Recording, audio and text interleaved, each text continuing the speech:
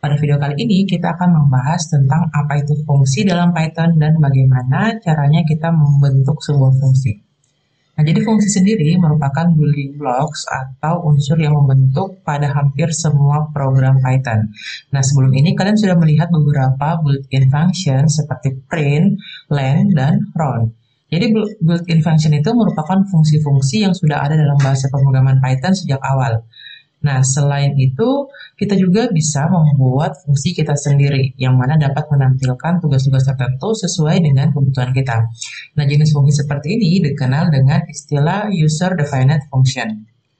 Jadi, fungsi itu akan memecah kode menjadi bagian-bagian yang lebih kecil, sehingga mempermudah kita dalam menuliskan sebuah script. Fungsi juga sangat berguna ketika dalam sebuah program kita menggunakan script perintah untuk sebuah tugas yang sama berkali-kali. Ya, jadi kita tidak perlu eh, menulis berulang-ulang skripnya, cukup kita definisikan dalam sebuah fungsi. Nah, ketika mau digunakan, tinggal dipanggil fungsi tersebut. Nah, jadi fungsi itu tipe datanya apa sih kalau dalam Python? Jadi fungsi itu dia merupakan sebuah nilai. Ya, jadi salah satu sifat terpenting dari sebuah fungsi dalam Python itu dia merupakan sebuah nilai yang artinya dia dapat dimasukkan dalam sebuah variabel. Ya, jadi dapat ditetapkan menjadi sebuah variabel. Nah, kita lihat di sini salah satu built-in function yang sudah kalian kenal itu adalah len ya. Jadi kalau kita run len ini, maka akan memberikan output yang menjelaskan kalau dia itu merupakan fungsi. Kalau kita lihat mengecek tipe dari len, akan keluar outputnya yang menjelaskan kalau len ini merupakan built-in function dari Python. Dan sekarang kalau misalnya keywordnya sudah digunakan sebagai built-in function, apa masih bisa kita jadikan di variabel? Iya, karena tadi seperti sudah dibilang di awal, kalau fungsi itu merupakan sebuah variabel. Ya, jadi misalnya ini kita gunakan len sebagai sebuah variabel, lalu kita berikan dia nilai tertentu. Ya, misalnya saya bukan len, terus kita run dan kita melihat type dari len yang baru kita buat ini, maka akan menunjukkan kalau type-nya itu menjadi string. Nah, permasalahannya kalau misalnya sebuah keyword sudah ada dalam daftar built-in function dari Python, itu akan mempersulit kita ketika kita juga mengambil keyword yang sama untuk mendefinisikan sebuah fungsi. Ya. Jadi kayak gini nanti pada saat kita mengerjakan sebuah program, Python akan bingung. Kita akan melakukan beberapa kesalahan karena ada len yang merupakan built-in function dan ada len yang kita definisikan sendiri sebagai sebuah variabel.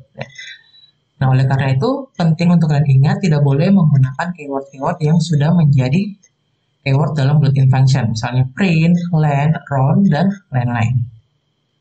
Nah, sekarang kalau sudah terlanjur dibuat seperti ini, apa bisa kita hilangkan? Itu jawabannya bisa. Kita bisa menggunakan keyword del untuk menghapus fungsi yang sudah kita buat. Jadi cukup tulis del, terus len, dan kita run, maka len yang kita buat ini tadi yang berbentuk string itu dia terhapus. Nah, ketika kita panggil kembali, dia akan memberikan output yang sama seperti awal, yaitu merupakan fungsi. Ya. Nah, di sini kalau misalnya len variabelnya itu atau fungsinya itu bukan yang built-in function, kalau kita gunakan del dan kita panggil kembali, maka akan terjadi error. Ya. Oke, nah sekarang kita masuk ke bagaimana Python mengeksekusi fungsi. Jadi, hal pertama yang harus diperhatikan adalah kalian tidak dapat menjalankan fungsi hanya dengan mengetikkan namanya. Ya, jadi kalian harus memanggil fungsi untuk memberitahu Python agar benar-benar bisa agar benar-benar mengeksekusi fungsi tersebut. Nah, sekarang kalau kita lihat fungsi len kan tadi dia merupakan built-in function-nya ya. Kalau kita panggil itu biasanya menggunakan tanda kurung. Jadi len sebuah fungsi itu dipanggil menggunakan tanda kurung. Jadi kalau kita mau panggil fungsi len ini, len dalam kurung ya. Len baru dalam buka kurung buka lalu kurung tutup, bukan len yang dalam kurung ya. Perhatikan len kurung buka lalu kurung tutup. Kalau kita run, nah dia akan menghasilkan error. Itu kenapa?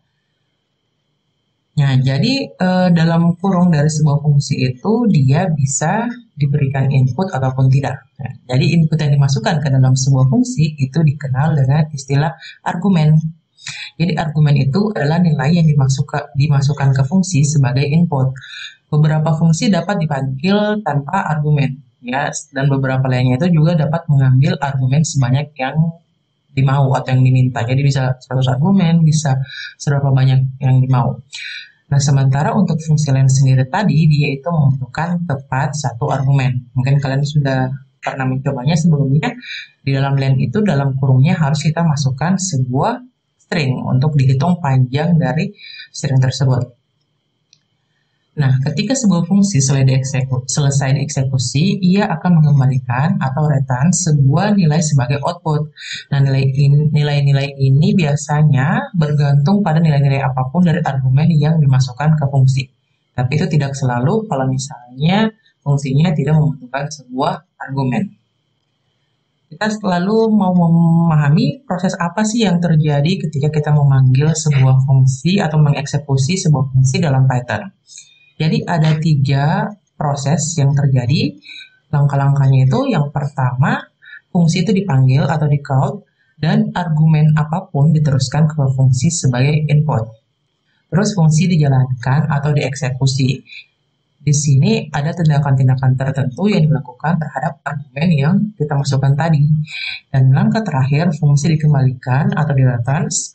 Di sini ketika dikembalikan, fungsi awal yang kita punya itu diganti dengan nilai output atau return value.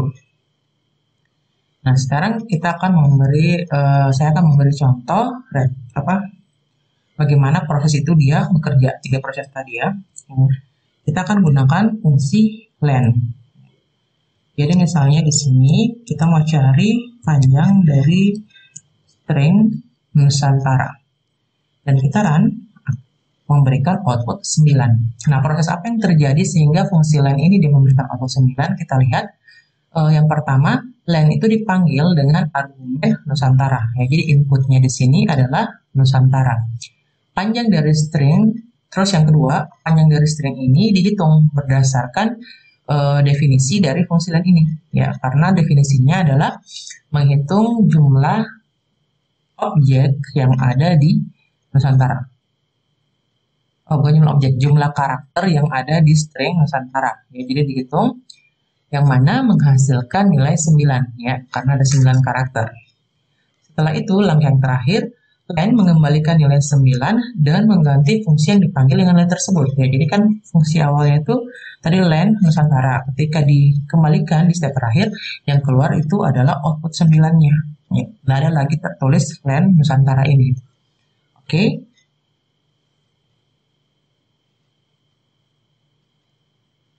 Nah, selanjutnya kalau misalnya tadi kalau kita masukkan dia sebagai sebuah variabel, misalnya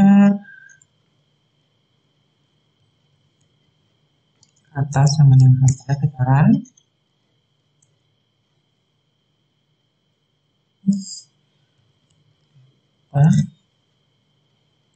Itu akan memberikan nilai 9. Nah, kalau kita panggil kembali si kata ini, dia akan memberikan output 9. Jadi tadi kan sudah dijelaskan prosesnya. Nah, kalau misalnya fungsi ini kita masukkan dalam variabel kata, terus kita run, ketika kita panggil kembali si variabel kata ini, dia tidak akan lagi memunculkan penjabaran fungsinya, len Nusantara ini, tapi langsung memberikan output 9. Nah, jadi fungsi itu dia dapat memiliki efek sampingnya. Jadi ketika suatu fungsi mengubah atau mempengaruhi sesuatu di luar fungsi itu sendiri, itu dia dikatakan memiliki efek samping. Yang seperti apa? Salah satunya itu adalah kalian sudah melihat fungsi print. Nah, jadi fungsi print ini dia mempunyai efek samping. Jadi saat kita memanggil fungsi print dengan argumen sebuah string, maka string akan ditampilkan di shell Python sebagai sebuah teks. Tetapi print itu tidak mengembalikan teks apapun sebagai sebuah nilai. Dia hanya memprint saja, tapi tapi hasil print itu tidak dimasukkan sebagai sebuah nilai dalam Python. Nah, untuk jelasnya kita bisa lihat contohnya. Misalnya kita buat variabel return value di sini. Kita assign dia dengan nilai yang menggunakan fungsi print ya. Saya belajar dengan Python. Terus setelah itu kita run, dia akan memberikan output saya belajar pemrograman Python dalam bentuk teks. Nah, kalau kita memanggil kembali si return variable tersebut, kembali, kita run, oh salah ya. Oke, terus kita run, dia tidak akan memberikan output apa-apa. Ya, kalau kita cek tipenya,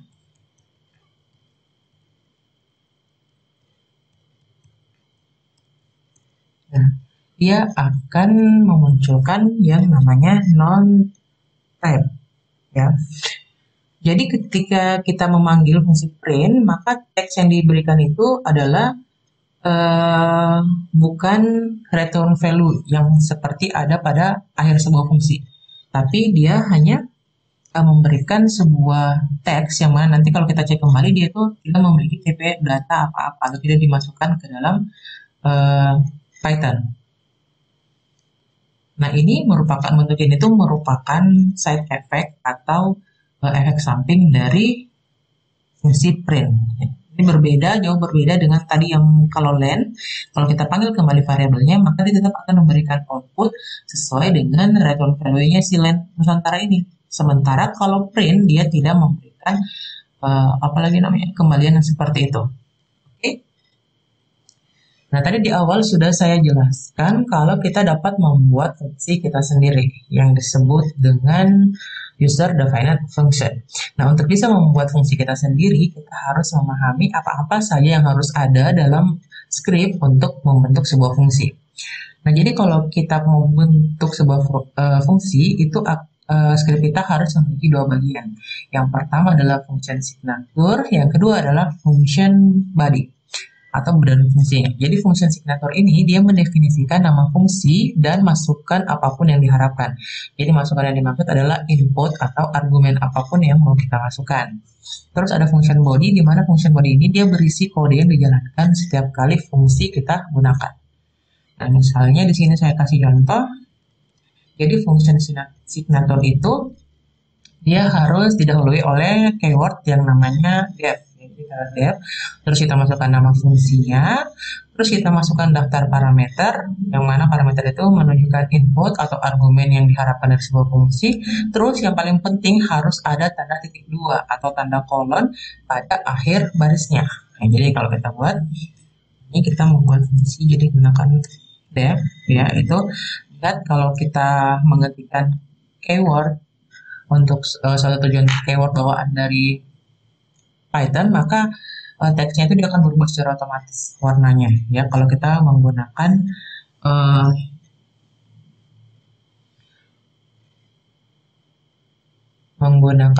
apalagi namanya environment learning yang menyediakan itu. Seperti kalau kita pakai apa ya, biasanya pakai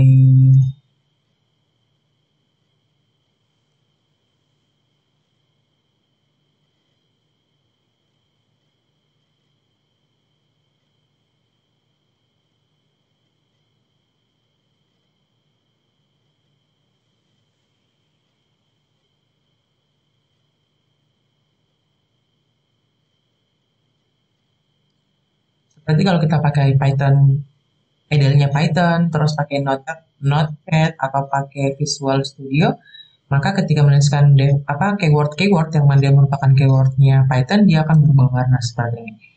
Jadi def, misalnya, terus kita masukkan nama fungsi. Ya, ini saya membuat fungsi yang namanya exponent.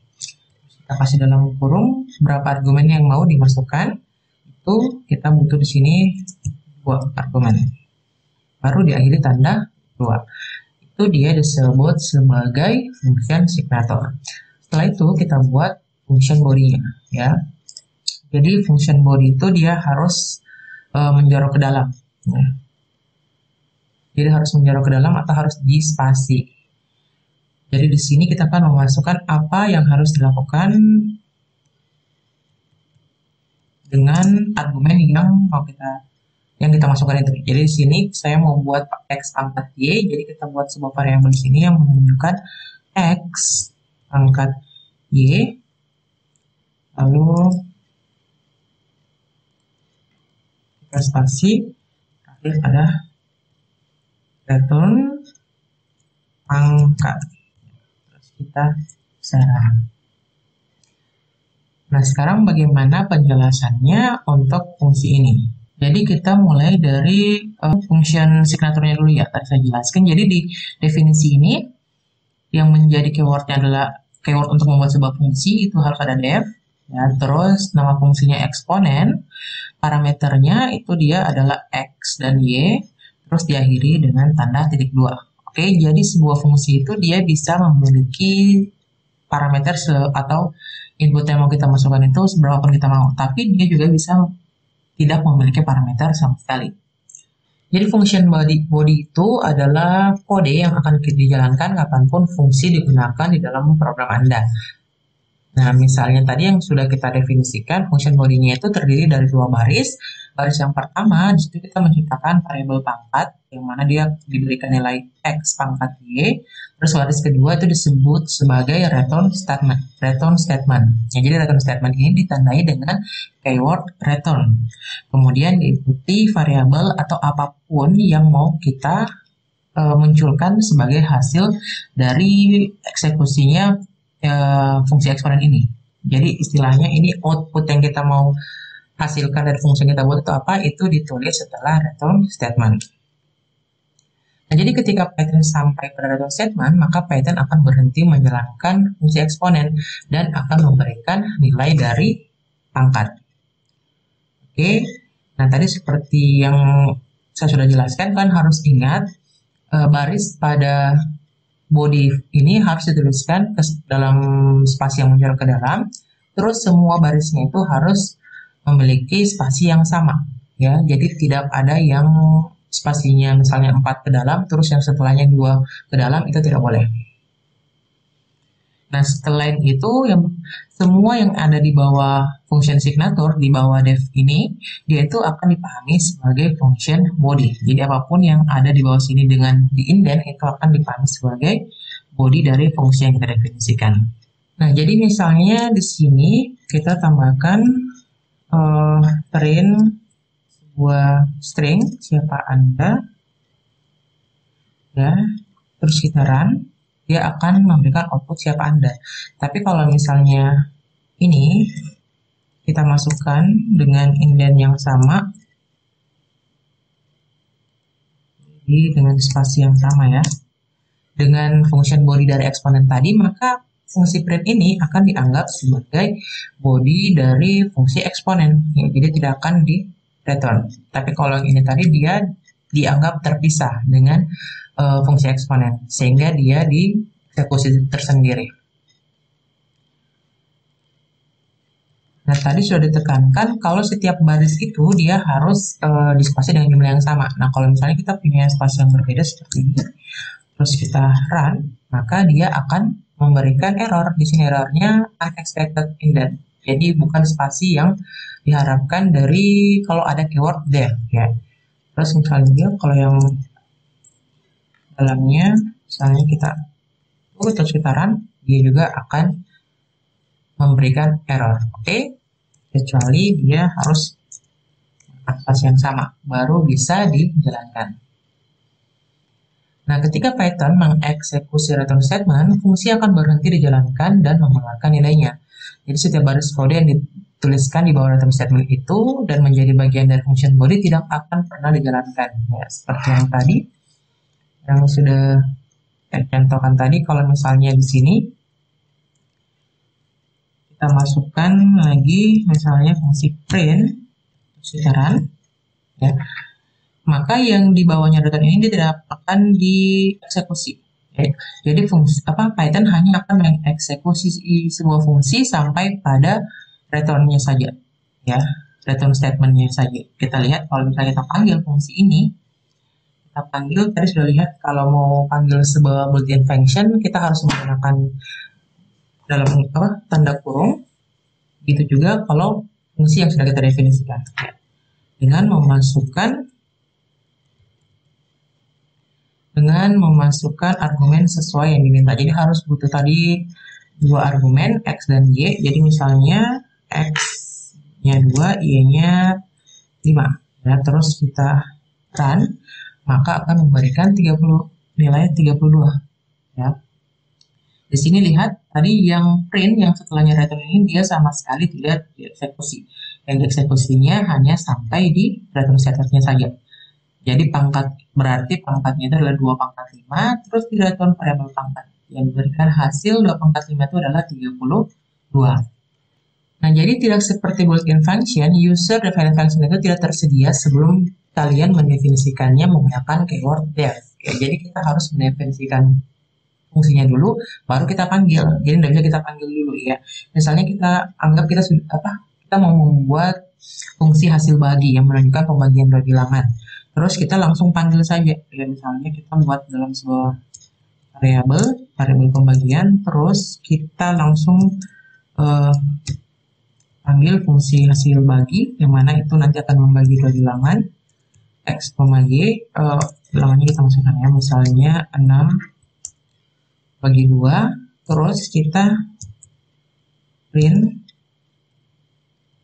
variabel tersebut. Nah, di bawahnya baru kita definisikan hasil baginya. Kita run, maka akan memberikan error. Ya, di sini dikatakan hasil bagi belum didefinisikan. Bagaimana kalau sebaliknya? Sebaliknya, kita harus definisikan dulu, baru kita panggil. Terus kita run. Nah, barulah apalagi fungsi dari hasil bagi tersebut bisa bekerja. Ya, karena sudah kita definisikan, baru kita panggil. Nah, selanjutnya setiap fungsi pada Python itu akan mengembalikan sebuah nilai bahkan jika nilainya adalah none. Meskipun begitu, tidak semua fungsi membutuhkan return statement. Nah, jadi contohnya, di sini saya akan memperlihatkan contoh fungsi yang tidak menggunakan return statement. Jadi misalnya, definisikan fungsi nama, terus kurung name, tekan tanda ketik 2, terus fungsi bodinya adalah print. Kita akan memberikan output teks nama saya adalah sesuai dengan apa yang dimasukkan di fungsi name. Ya. Oke, terus kita run. Nah, kalau kita gunakan fungsi nama ini, nama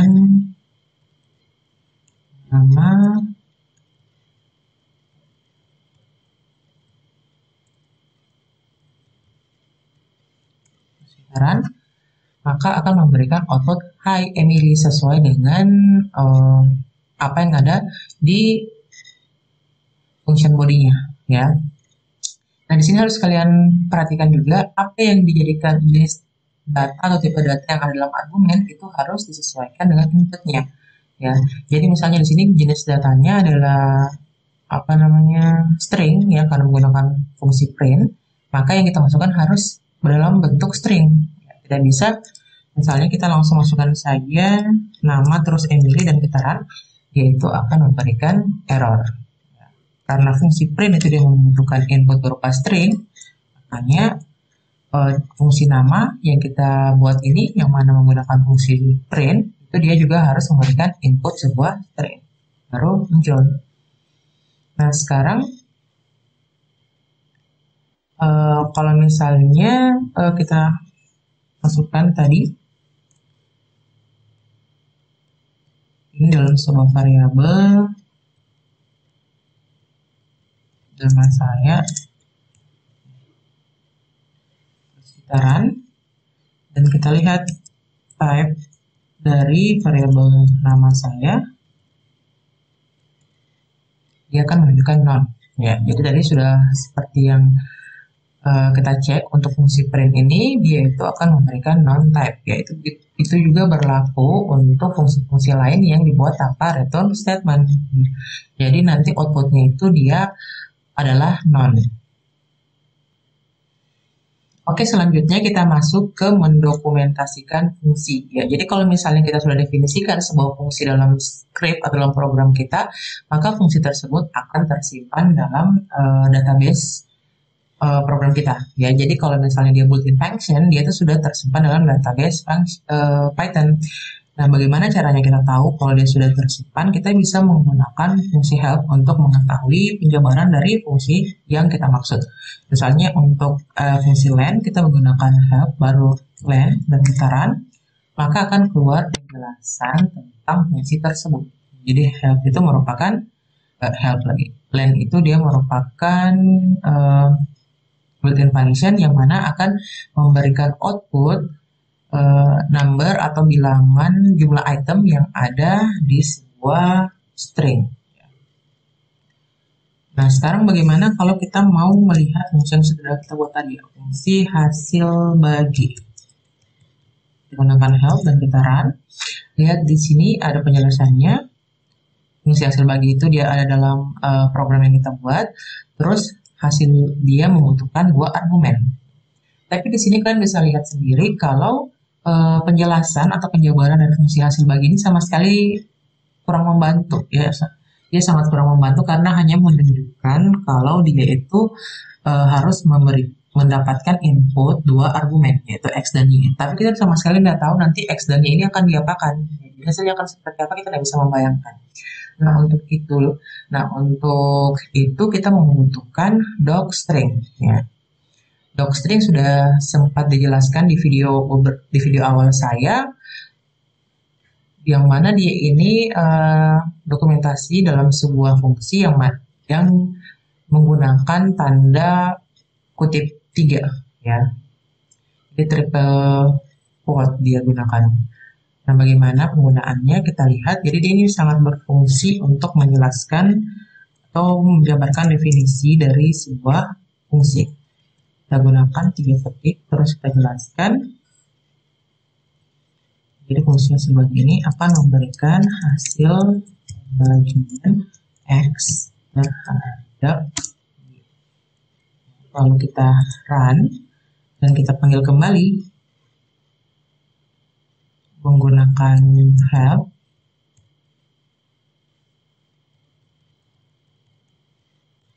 Nah, lihat ini sudah ada penjelasannya. Jadi selain function signaturnya, sudah ada penjelasan kalau fungsi ini itu akan memberikan hasil pembagian X terhadap Y. Oke, demikian pembahasan saya terkait fungsi pada pemrograman Python. Semoga memberikan manfaat dan mudah dimengerti. Jika ada yang ditanyakan, berikan pertanyaan di kolom komentar. Terima kasih. Assalamualaikum warahmatullahi wabarakatuh.